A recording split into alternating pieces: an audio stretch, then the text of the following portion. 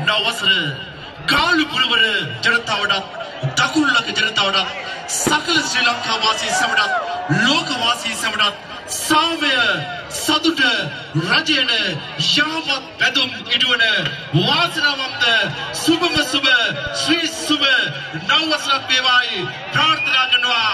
ලක් දෙරණේ ගුවන් විදුලි නාලිකාව FM දෙරණත් ලක් දෙරණේ TV නාලිකාව TV දෙරණත් එකමුතුව සකල ශ්‍රී ලංකා වාසී සමටම ලැබුවා වූ නවවසර සිළු යාමත් පැදුම් ඉදුවන වාසනාවන්තම සුබම සුබ නවවසරක් වේවායි ඒ කාර්ය මණ්ඩලතුළු සිළු දෙනා එකතු වෙලා සුබ ප්‍රාර්ථනා කරනවා. ඒ වුණම් ආදරණීය හිතමුතුනේ හිතවදිනේ යලිත් මයික්‍රොෆෝනය රංජිත් කුමාර.